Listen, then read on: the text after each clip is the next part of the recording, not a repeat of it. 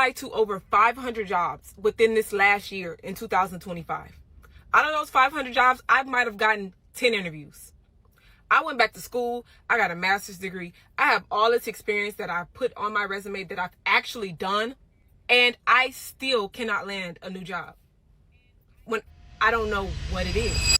I thought about going into a TikTok that I have on there, and it's going to tie into a LinkedIn post that I want to talk about. Where is it? This job crash out from this woman. Let me click on her thing for TikTok. So I had to come on here and crash out for a second. I already crashed out in my family group chat, and they encouraged me that I should post this on TikTok because it's a very valid crash out. But I am literally on lunch right now from my job that I've been at for 3 years. I check my email and I get yet another denial letter from a job that I was 100% sure that I got. When I tell y'all I don't understand what it is, I don't know what it is. I've applied to over 500 jobs within this last year in 2025. Out of those 500 jobs, I might have gotten 10 interviews. I went back to school. I got a master's degree. I have all this experience that I put on my resume that I've actually done, and I still cannot land a new job when I don't know what it is. I understand the job market is terrible and all these different things that are going on, but like, come on now.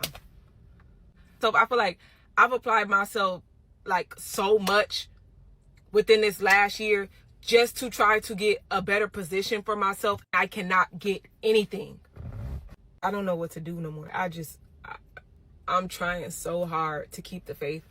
I'm trying so hard. I'm trying to stay positive. I'm trying to say, oh, well, maybe this wasn't the job for me. But come on now. Every job not the job for me. Out of 500 jobs that I've applied for, every single one was not the one for me. I said all that to say this. Because I'm desperate at this point. If y'all can give me any type of insight, any type of resume assistance. If you know a recruiter, currently work as an executive administrative assistant, but I'm trying to pivot over into IT. That is what I have my master's degree in. I went back to school, got my master's degree in information communication technology. I have hopes to become a project manager or a product manager one day. I need help. If you have anyone or know anyone or can give any type of insight to help me get a better position, I would greatly appreciate it. I know so many people on TikTok are going through this same exact thing right now. Feel this same way. Feel like they're crashing out. Feel like they can't get anything. I know y'all feel this same exact way as me. So I don't know what to do besides phone a friend. And right now I'm phoning the world because I need help. Desperately.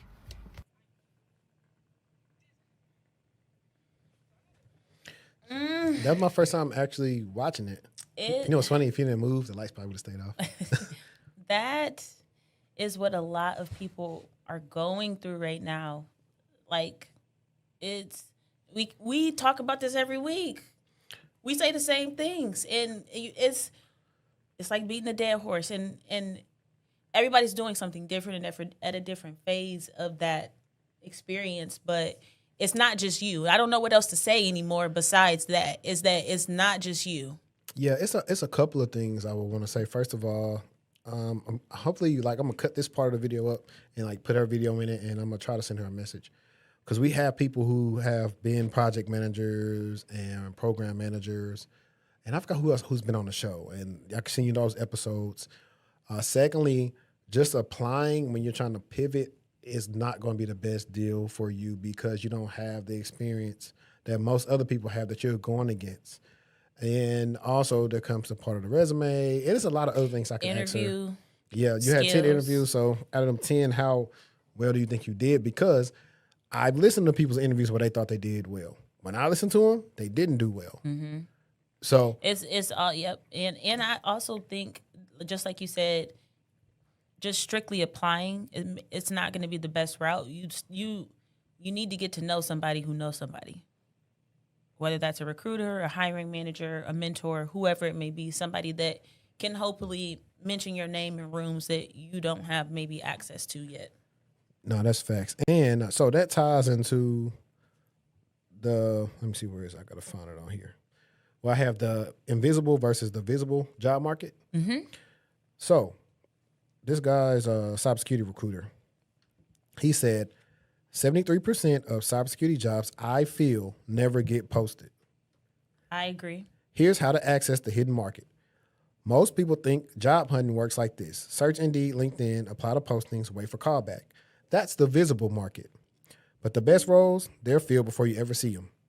How the hidden market actually works. Week 1, company needs a security engineer. Week 2, CISO asks their team, know anyone good? Week 3, someone refers a former colleague. Week 4, candidate interviews and gets offer. Week 5, job gets posted for compliance HR. Week 6, 200 people apply to an already filled role. You were competing for a job that was decided 4 weeks ago. That part. We talk about that all the time. We always talk about that. Legally, they have to post the role. Regardless of who they decide they're going to give it to, they have a legal requirement or obligation most times to post the role, to be fair, but they still could have someone out. And that's just the law of the land. Facts. And so for me, I typically ask, like, for example, a lot of times I apply to some, well, before I apply to roles at CrowdStrike, I got my old manager as a director there. And I'm not cool with one of the recruiters there, but I got the information. So anytime I apply for something for that specific division of CrowdStrike, or I see a job, I'm like, yo, how far along are y'all in this process before I even waste my time? And he'll be like, we'll probably have an offer out pretty soon to somebody. And I'm like, appreciate it. Why do I do that? Because I don't want to waste my time. And that's what tends to happen a lot of times in these things. Somebody's already been referred. I know it's plenty of times I referred a former colleague, like if they said, hey, we got like 2 more openings on the team. You know anybody? Yeah, I work with this guy over here. And they like him and he get hired.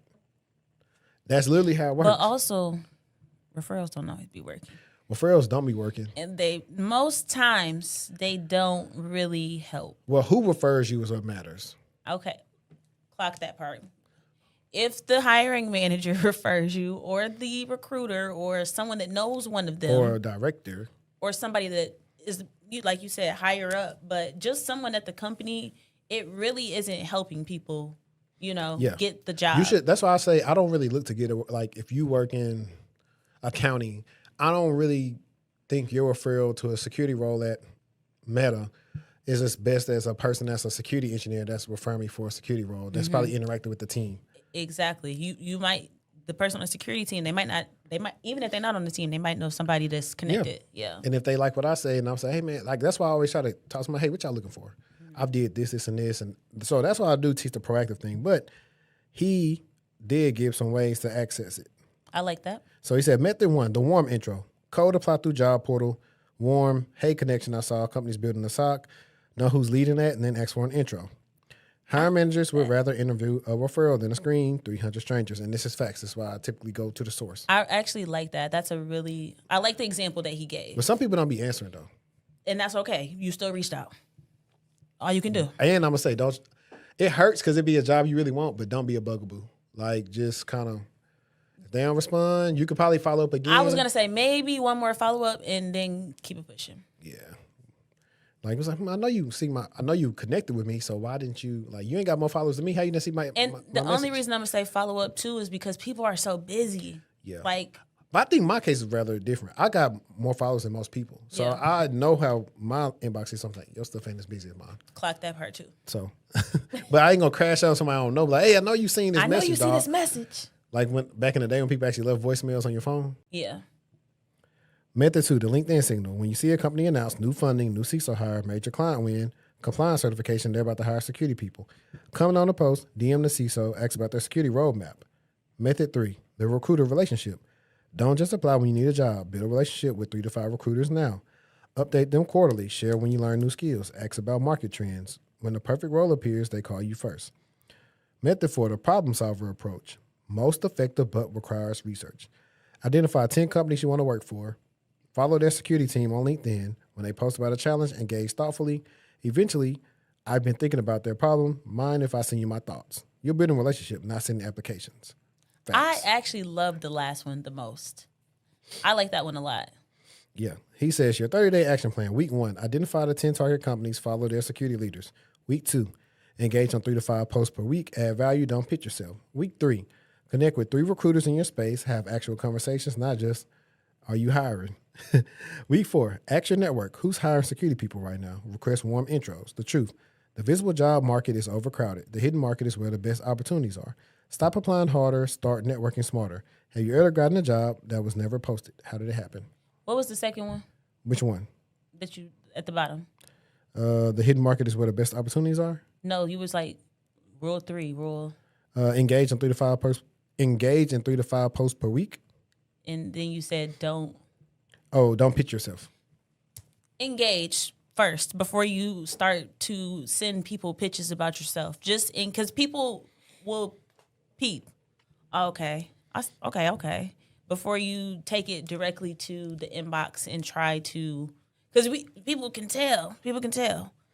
Yeah, and like what I do LinkedIn too. will be like just following you for 2 days, and now you already pitching yourself. Like, chill.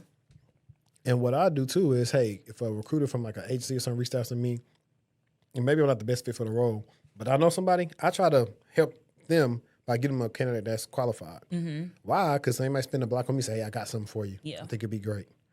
And it's all about relationships. I am actually, while we're talking about this, to my current clients and students, one of the next things you guys should be getting access to when I finally sit down and do it, I'm going to make a spreadsheet of all the recruiters I probably interacted with over the last 4 to 5 years.